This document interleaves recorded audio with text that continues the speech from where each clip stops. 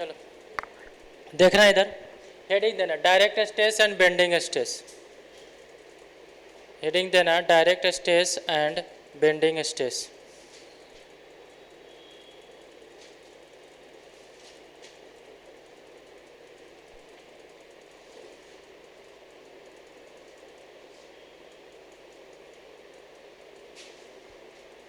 Direct stress and bending stress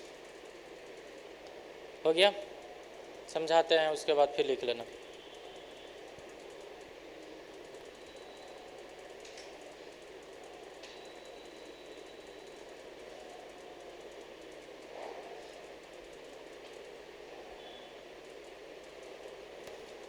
चलो इसमें हमें दो चीज़ है, एक हमें समझना था एक्सियल लोड, और दूसरा जो था वो मेरे पास था, साइड में समझा देते, दो था। इसमें हमें एक समझना है कि एक्सियल लोड क्या होता है, और दूसरा जो था वो हमारा क्या था, एसेंट्रिक लोड। देखो सपोज दैट कि ये मेरे पास कोई कॉलम है, क्या है ये कॉलम है मेरे पास, यहाँ पास है। अभी कॉलम का जो एक्सिस होगा मिडिल का, इसको हम बोलेंगे सेंट्रोइडल एक्सिस। क्या बोलेंगे इसको हम, सेंट्रोइडल एक्सिस।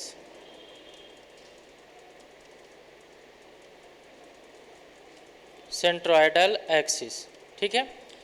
अब यहाँ पास मान लेते हैं कि रेक्टेंगुलर भी हो सकता है और सर्कुलर भी हो सकता है, जैसा है वैसा कर सकते हैं, ठीक है। अब इसका मान लेते हैं कि मिडिल से जब ये पास करेगा तो ये तो हमारा ऐसे ही पास करेगा, ठीक है, उधर का रहेगा।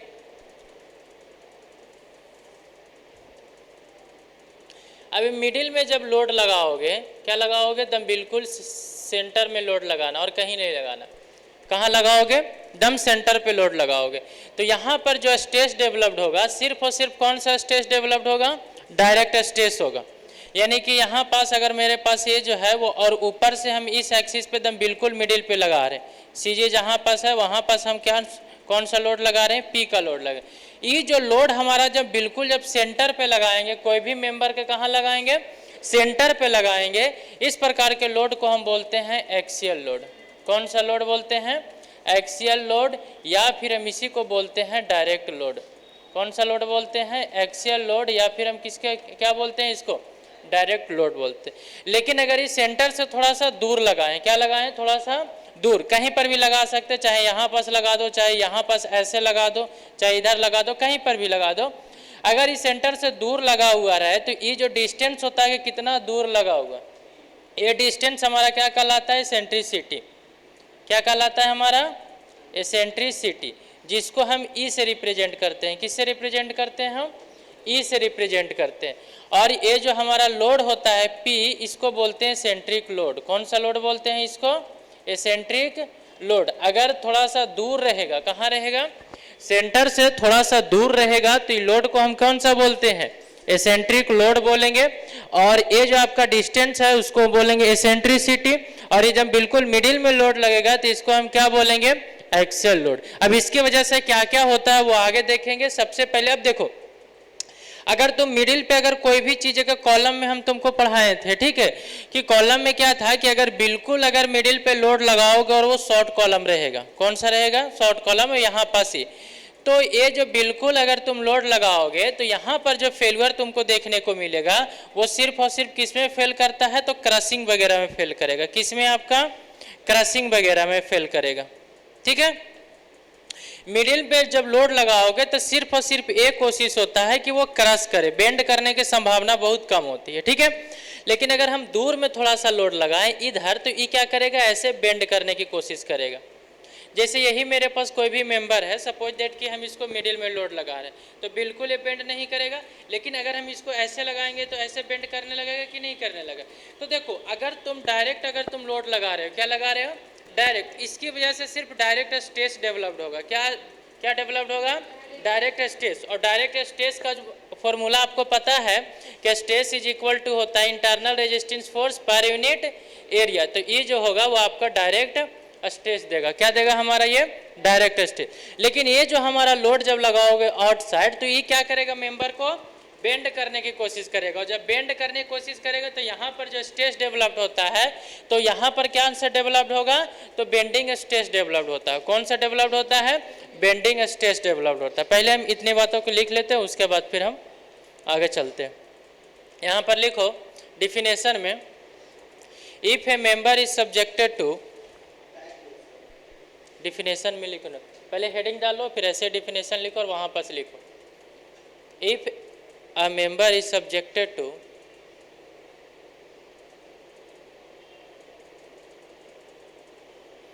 if a member is subjected to eccentric load, if a member is subjected to eccentric load,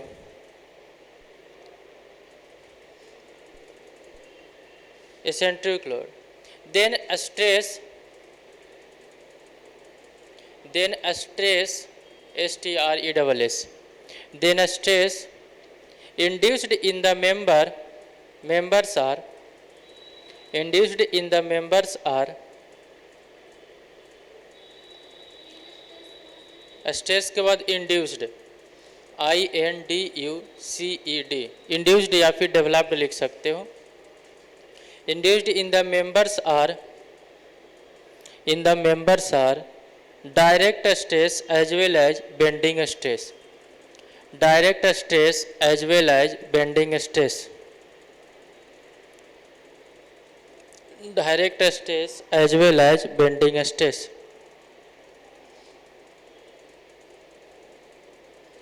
next point heading देना, इसी में लिखना, direct stress is denoted bye,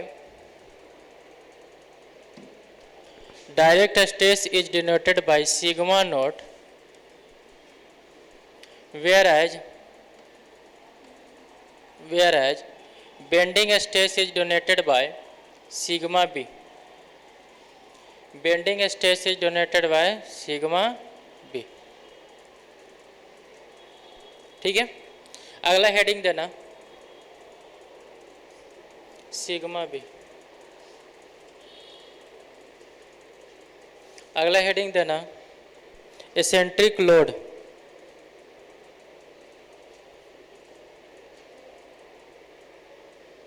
अगला हेडिंग देना eccentric load.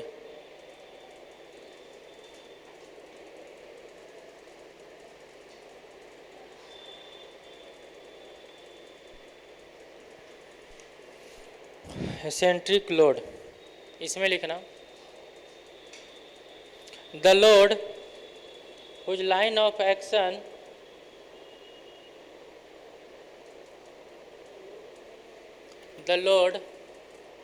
whose line of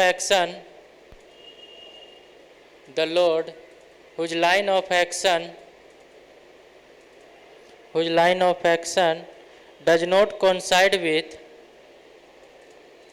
whose line of action does not coincide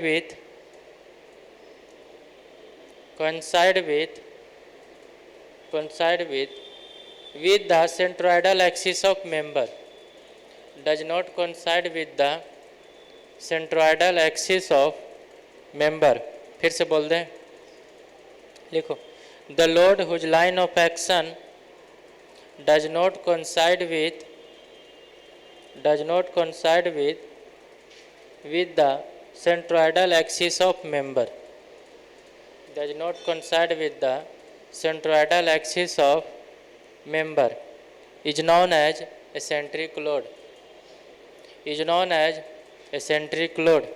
हो गया। it is generally denoted by P से लिखा हुआ रहेगा। एक डायग्राम बना लेना,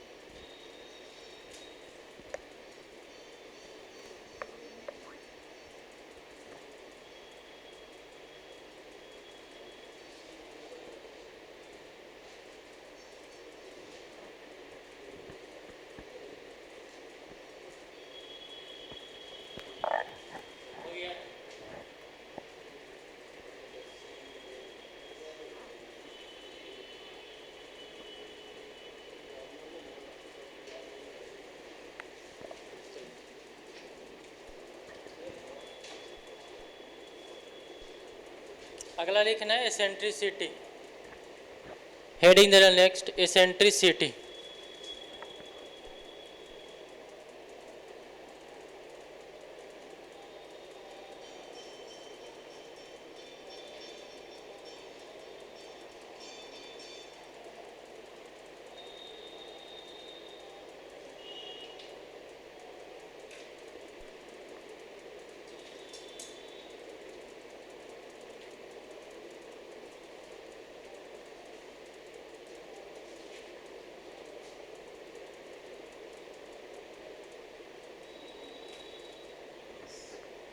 एसेंट्रिसिटी इसमें लिखना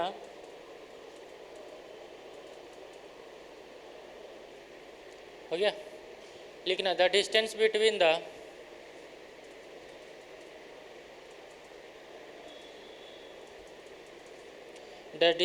डिस्टेंस बिटवीन द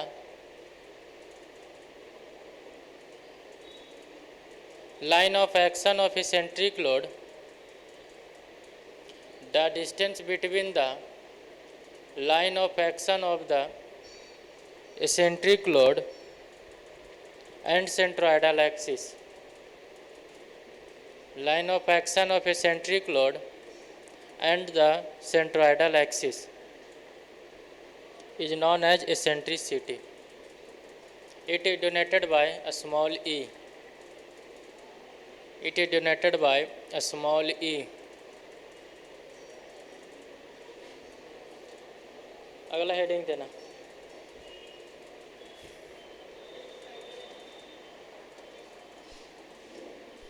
चलिए analysis of direct stress and bending stress of column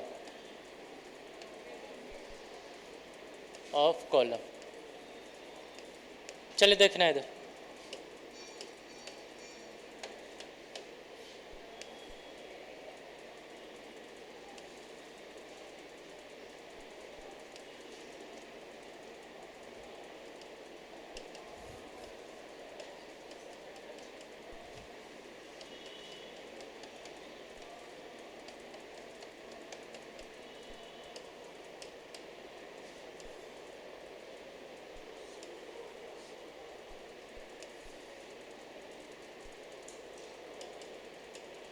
चलो देखो यहाँ पर सपोज दैट कि हम कोई एसेंट्रिक लोड यहाँ पर लगाएं। अच्छा रुको एक सेकेंड। यहाँ पर अगर ये लोड को अगर देखा जाए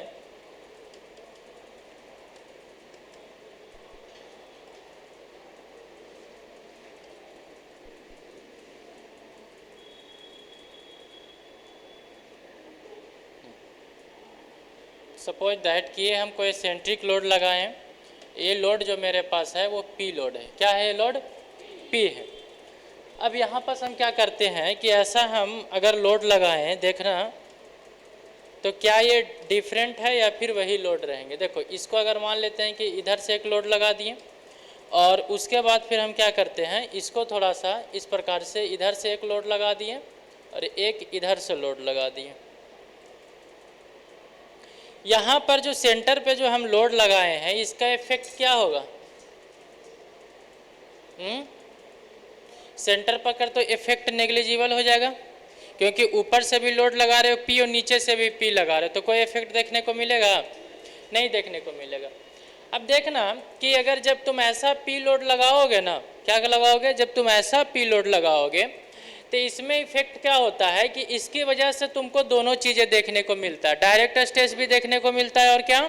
बेंडिंग स्ट्रेस। अब कैसे डायरेक्ट स्ट्रेस और बेंडिंग स्ट्रेस वो देखते हैं। देखो जब भी कोई सेंटर से दूर लगा हुआ रहता है, क्या लगा हुआ? जब सेंटर से दूर लगा हुआ रहता है तो इसको समझने के लिए हम क्या करते हैं कि सेंटर पे 2 इक्वल एंड अपोजिट का लोड लगा देते हैं। क्या लगा देते हैं?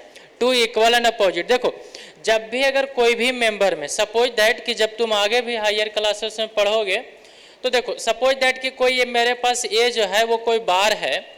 अब इसका तो सेंटर यहाँ से पास कर रहा है, सेंटर तो मिडिल से पास कर रहा है, लेकिन हम क्या चाहते हैं कि यहाँ पास इसका जो लोड है वो हम कुछ ऐसा लगा दें, इधर हम लगा दें पी लोड लगाए, यही काम है, कुछ और नहीं है, बस हम इसको मोड़ दिए। अब देखो जब तुम यहाँ लोड लगाओ तो ये भी इसको बेंड करने की कोशिश करेगा कि नहीं, एक साइड ऐसे लोड है और तुम ऐसे लगाओगे या फिर नीचे के लगाओ तो नीचे की ओर बेंड करेगा, इधर लगाओगे तो इधर की ओर बेंड करेगा। तो देखो जब भी अगर हमें कुछ ऐसा रहता है तो इसको समझने के लिए इसका इफेक्ट क्या होगा, प्रभाव क्या होगा, ठीक है, कि इसकी वजह से क्या क्या हो सकता है। तो इस चीज को समझने के लिए हम क्या करते हैं कि two equal and opposite forces का एक लोड लगा देते हैं। क्या लगाते हैं यहाँ से, two equal and opposite forces का ऐसा हम कोई लोड लगा देते। अब ऐसा लोड लगाने से क्या होता है कि ये दोनों का तो इफेक्ट तो खत्म हो गया, वहां पर तो इफेक्ट नहीं रहता। लेकिन अब यहां से देखेंगे हम तो ऐसा हमको लगता है कि ई और ई दोनों जो लोड है वो कुछ इस प्रकार से है, ऐसे है और ऐसे है, देखो तो है या नहीं। जब दो two equal and opposite forces कुछ खास डिस्टेंस पे है या नहीं है, देखो यहां से टू इक्वल एंड अपोजिट जो फोर्सेस है कुछ खास डिस्टेंस पे है, तो इसको हम क्या बोलेंगे, कपल बोलेंगे। और ये तुमको लग रहा है ना कि ऐसे घुमाने की कोशिश करेगा, तो जब कोई भी मेंबर को जब घुमाने की कोशिश करेगा तो वो क्या करेगा, मेंबर बेंड करेगा। क्या करेगा वो मेंबर, बेंड करेगा। और वहां पर जब बेंड जब करता है तो बेंड की वजह से भी तो स्ट्रेस डेवलप होता है। जब बाहर से हम लोड लगाते हैं उसकी वजह, क्या ये मेंबर, जब देखो स्ट्रेस कब डेवलप होता है, जब हम किसी चीज को वैसा करने की कोशिश करें और वो उसके अपोजिट में एक रिएक्शन डेवलप करे। अब हम जैसे इसको घुमाने की कोशिश कर रहे हैं और ये घूम नहीं रहा है, ध्यान से समझना, ये जो लोड है वो घुमाने की कोशिश कर रहा है और ये घूम नहीं रहा है, इसका मतलब है कि इसके अंदर में डेवलप्ड हो रहे हैं जो कि आपके अपोजिट में लगा रहा है, आपके अपोजिट में लगा रहा है तभी तो ये नहीं रोटेट कर रहा है। अगर आपके अपोजिट में नहीं लगाने लगेगा तो ये मेंबर क्या कर जाएगा, रोटेट कर जाएगा। और जब मेंबर रोटेट कर जाएगा तो आपका कोई स्ट्रेस डेवलप्ड नहीं होगा, क्योंकि आपको भी पता होगा कि स्ट्रेस जब भी डेवलप्ड होता है तो इंटरनल रेजिस्टेंस फोर्स होता है या फिर इंटरनल रेजिस्टेंस मोमेंट होता है। तो जितना हम मोमेंट अप्लाई करेंगे उतना अंदर से क्या देगा, वो रेजिस्टेंस देगा, तो वहां पर बेंडिंग स्ट्रेस हो गए। स्ट्रेस बिना हमें रिएक्शन की वजह से नहीं दे सकता, रिएक्शन जब आएगा तभी स्ट्रेस डेवलप्ड हो गया, अदरवाइज डेवलप्ड नहीं होगा। तो ये दोनों जो फोर्स मिल रहा है ये क्या काम कर रहा है, इसको घुमाने की कोशिश कर रहा है, और यही दोनों फोर्स जो होता है वो आपका बेंडिंग स्ट्रेस डेवलप्ड करवाता है। क्या करवाता है, बेंडिंग स्ट्रेस। लेकिन अभी तो हम समझे थे कि एक और मेरे पास लोड निकाल के देखो, ई दोनों का तो तुम काम समझ गए कि क्या है, ई दोनों का काम तुमको समझ में आ गया। अब रही बात इसका, तो ई तुमको क्या लग रहा है, ई जो है वो सेंटर पे लोड लग रहा है कि नहीं लग रहा है, तो ई जो देगा वो तुमको क्या देगा, डायरेक्ट स्ट्रेस। तो देखो इसीलिए बोला जाता है कि देखो इसमें सिर्फ सिंगल लोड रहता है ना तो हमको समझ में नहीं आ पाता है कि डायरेक्ट स्ट्रेस कैसे डेवलप्ड हो गए। तो उसके लिए मेथड होता है कि जब भी अगर आपको कुछ भी देखना रहे कि क्या उसके अंदर हो रही है तो उसके लिए हमें क्या करना पड़ता है कि two equal and opposite forces कहीं पर भी अगर आपको रहे तो two equal and opposite forces लगा दो और यहाँ पर देखो कि ई दोनों का काम जो है वो आपका मोमेंट देना है, यानी कि कपल जनरेट होता है और यही कपल की वजह से बेंडिंग स्ट्रेस होगा। और जो रिमेनिंग बच गया ये लोड, ये हमको क्या दे देगा, तो डायरेक्ट स्ट्रेस दे देगा, P अपॉन मी। इसीलिए क्वेश्चन में आता है कि सेंट्रिक लोड की वजह से दोनों हो जाते हैं, डायरेक्ट स्ट्रेस भी आ जाता है और क्या आ जाता है हमारा, बेंडिंग स्ट्रेस भी आ जाता है। क्लियर और नोट।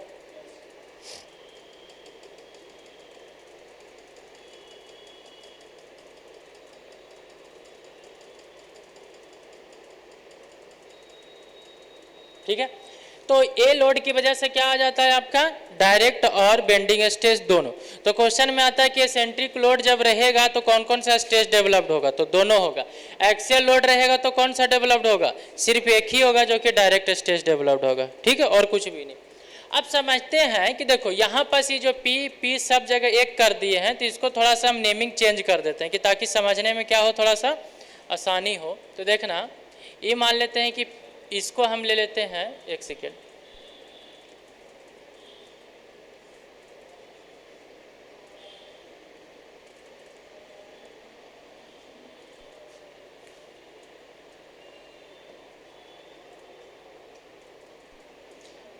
इसको F1 मान लेते हैं, इसको F2 मान लेते हैं और F3 मान लेते हैं। और यहाँ से अगर तुम देखोगे तो F1 is equal to F2 is equal to F3 is equal to P के बराबर है। किसके बराबर है यहाँ पास? तीनों एक के बराबर है, P के बराबर है। यहाँ से अगर हम देखेंगे तो F2 और F3 जो हमारा है, कौन है? F2 और जो F3 है, ये जो हमें है वो कपल जनरेट करवा रहा है। क्या दे रहा है हमको? कपल जनरेट दे रहा है। और ये जो हमारा F1 है वो हमको क्या देगा? तो डायरेक्ट लोड है। ये क्या है? ये डायरेक्ट लोड है और इसकी वजह से डायरेक्ट स्ट्रेस डेवलप्ड होंगे। तो यहाँ से आपको एसेंट्रिक लोड ऐसा था, लेकिन जब इसको तोड़ करके पढ़ोगे तो कुछ ऐसा हमको देखने को मिलेगा, जिससे हमें ये पता चलता है कि यही एक ऐसा इफेक्ट होता है जिसकी वजह से दोनों आपका डेवलप्ड हो जाता है। तो ये फिगर बनाओ, उसके बाद फिर नीचे कुछ लिखवा रहे हैं।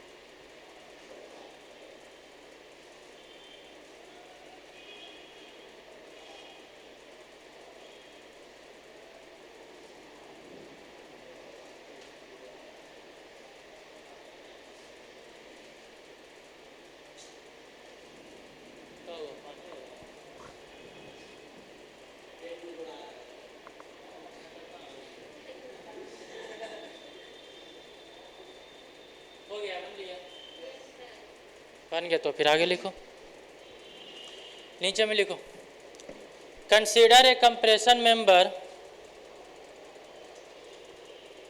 Consider a compression member which is subjected to, consider a compression member which is subjected to eccentric load, eccentric load P, bracket में P कर लेना,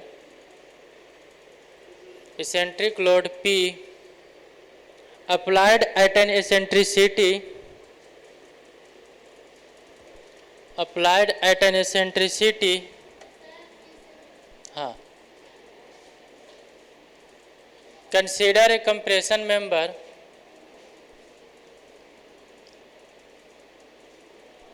consider a compression member which is subjected to eccentric load,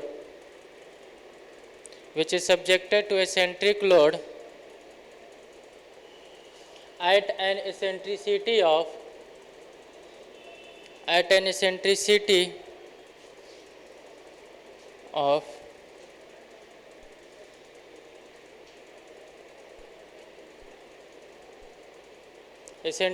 of E, at an eccentricity of E from a centroidal axis, from a centroidal axis। हो गया। Next point में नीचे लिखना,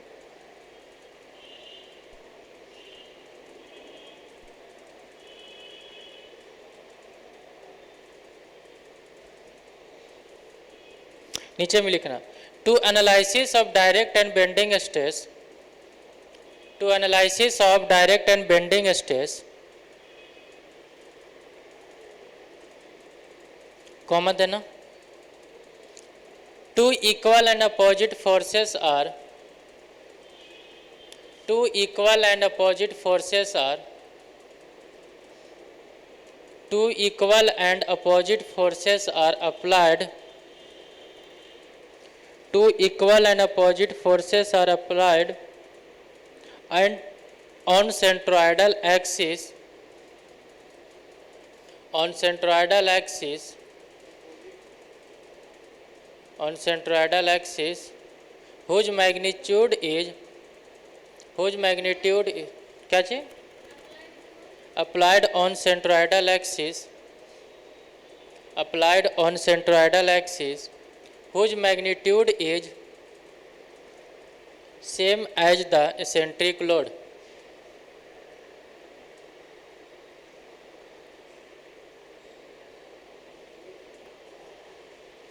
हो गया, सेम एज एसेंट्रिक लोड। यहाँ पर लिखना, नीचे में हम लिखते, देखो यहाँ पर F1 की वजह से F1 जो है वो आपका एक्सियल लोड है, जिसकी वजह से आपको डायरेक्ट स्ट्रेस देखने को मिलेगा। F2 एंड F3 क्या है, कपल है, जिसकी इफेक्ट से हमें बेंडिंग स्ट्रेस देखने को मिलेगा। तो ये बातें को हम यहाँ पर लिख रहे हैं। देखो याद रखना figure, here F1 is axially applied load and it developed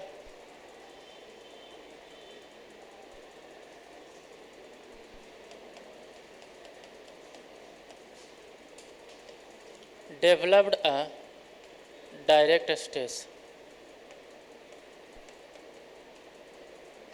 that is sigma note.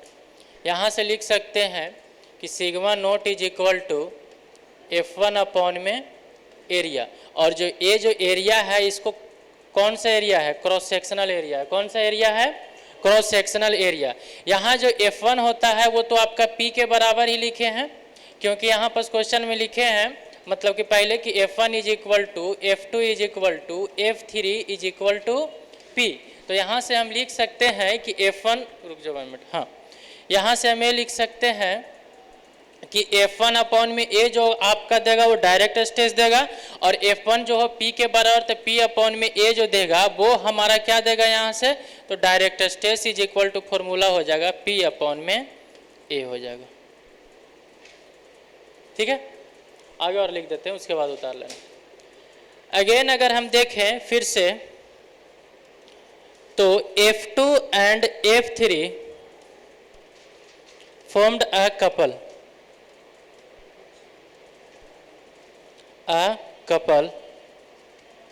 which generate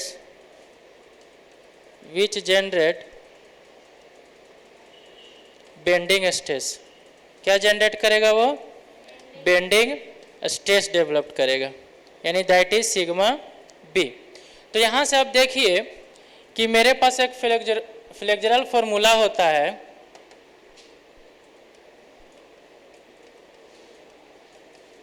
flexural formula याद है क्या, हाँ, M बट्टे I इज इक्वल टू होता है सिग्मा B बट्टे Y is equal to E upon में R। अगर हम E दोनों को रेस्पेक्ट में बात करें तो हमें बेंडिंग स्ट्रेस निकालना है, तो सिग्मा M इंटू में Y अपॉन में क्या बोल सकते हैं, I, और यहाँ से सिग्मा B अगर हम देखेंगे तो M अपॉन में I अपॉन में Y लिख सकते हैं कि नहीं। और हमको पता है कि जो सेक्शन मॉडुलस होता है, सेक्शन मॉडुलस जो हमारे पास होता है वो होता है I अपॉन में Y, जो होता है वो आपका जिस एक्सिस के अबाउट निकाल रहे हो उससे आपका टॉप का जो डिस्टेंस होता है वही हमारा क्या कहलाता है, Y।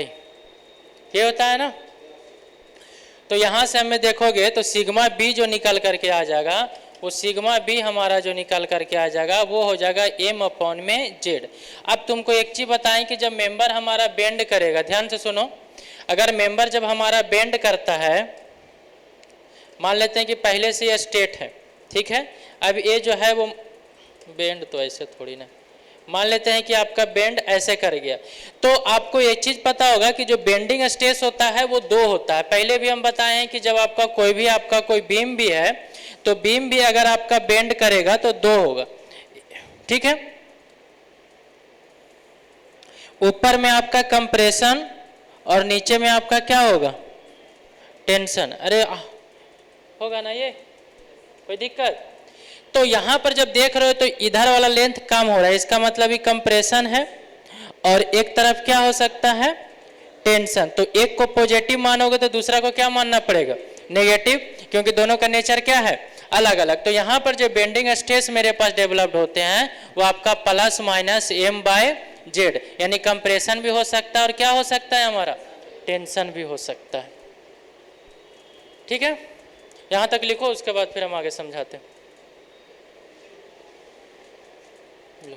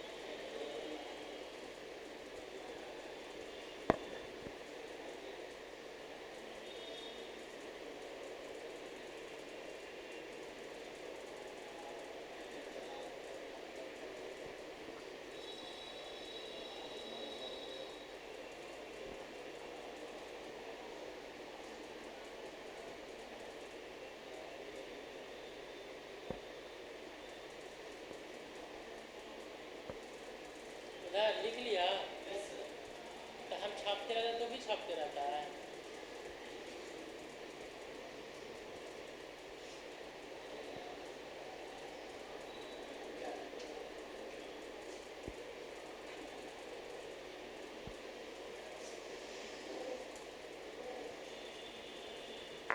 तो फायदा नहीं मिलता है।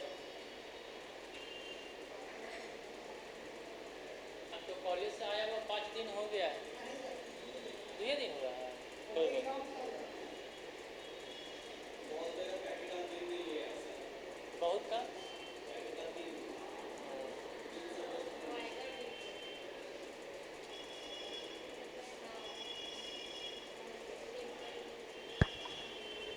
और किसको किसको आना है पढ़ने?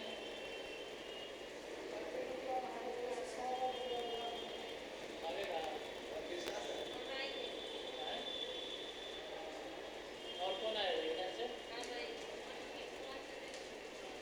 तो आए है ये आपका दोबारा है।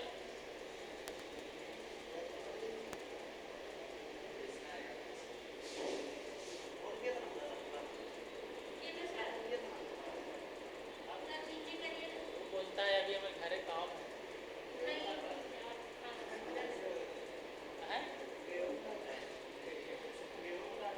गेहूँ लग रहा था, वही बोल रहा है कि गेहूँ काट।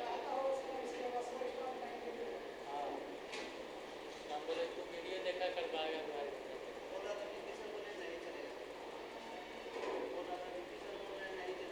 तो चल कैसे रहा? तो लड़का ना अभी नहीं, 1 तारीख के बाद से जब नहीं आओगे तो कैसे चलेगा? इसीलिए जल्दी आओ। अरे भाई जिसको आना है वो आ जाओ 1 तारीख के, नहीं आना रहेगा तो कल कुछ थोड़ी रहेगा। तो लोग अभी सब रहते तुम लोग को 5 क्लास चलता है, ये नहीं तो 5 क्लास नहीं है। कहाँ दूध सूखले पर असर हो गया।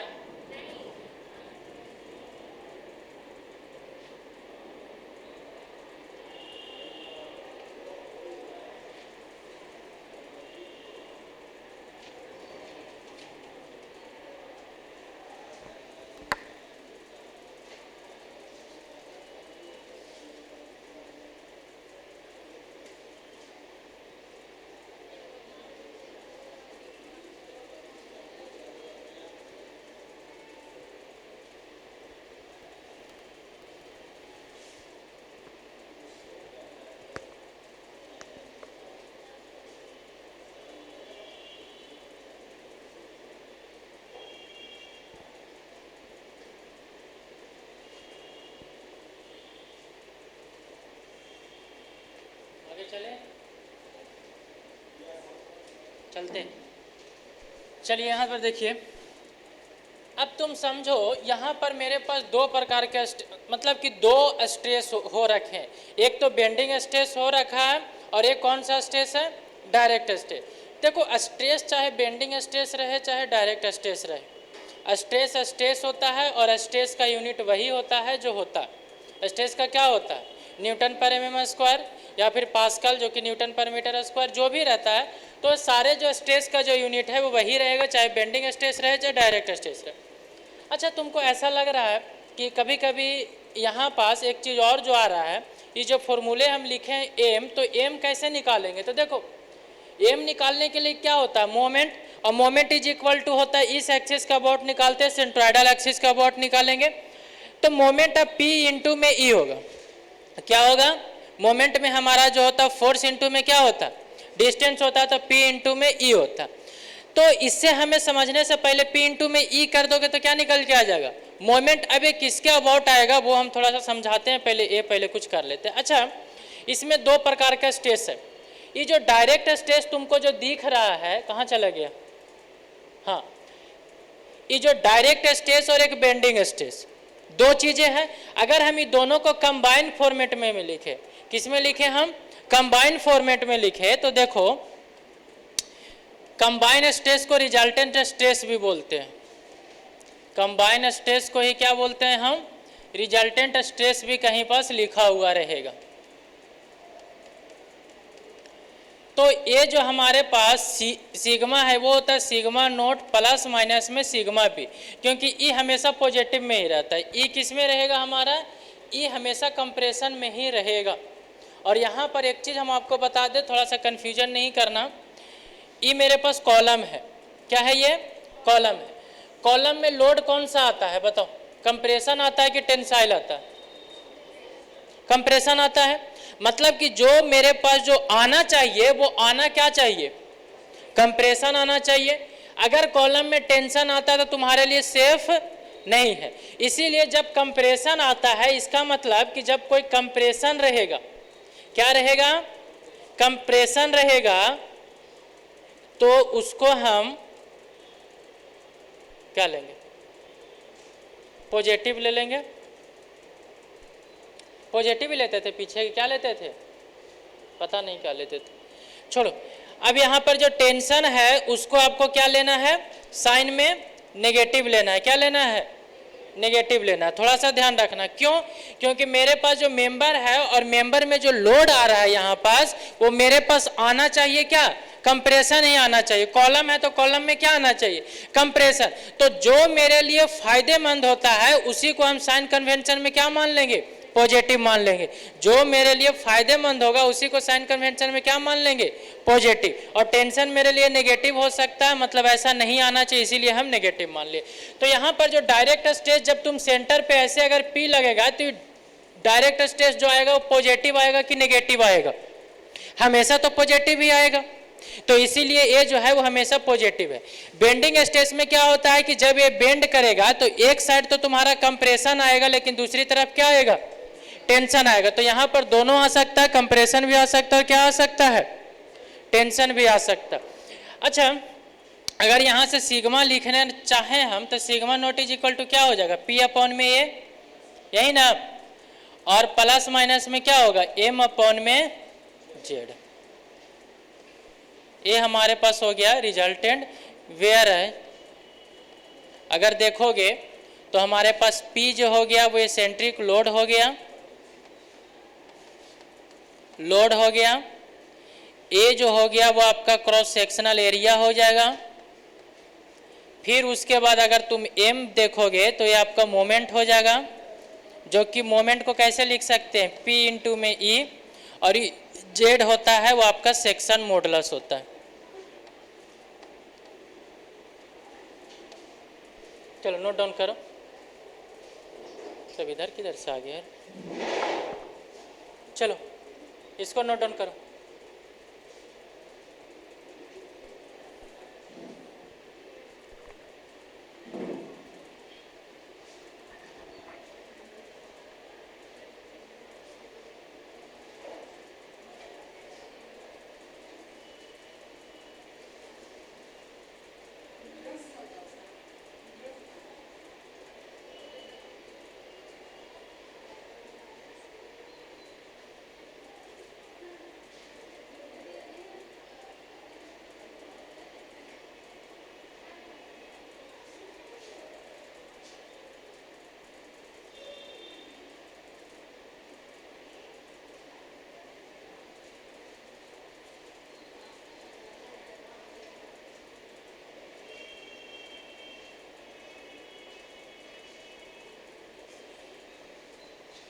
गया? तो यहीं क्लास चलेगा कहाँ? यही रूम नंबर में? कोई 8 बज गया।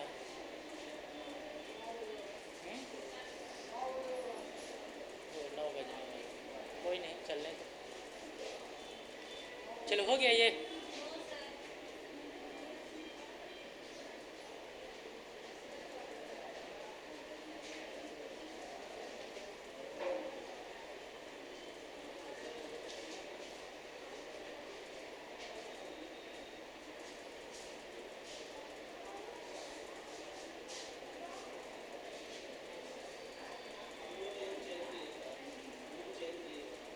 अरे अभी कर लेना यार, स्टार्ट रूम चेंज। हो गया। चलो अब कल आएंगे तो बताएंगे कि किसके अबाउट सेक्शन मॉडुलस लेना है, कैसे हमको फाइंड आउट करेंगे। ठीक है, सेक्शन मॉडुलस आपका मोमेंट कैसे लेना है, तो सारी चीज़ें हम कल देखेंगे। और कल तुम लोग सेक्शन मॉडुलस का फॉर्मूला याद करके आना, रेक्टेंगुलर का, हॉलो का, स्क्वायर का, जिसका है। ठीक है, याद कर लियो, वैसे तो याद होगा ही। कल बताएं किसके अबाउट मोमेंट आएगा और क्या आएगा।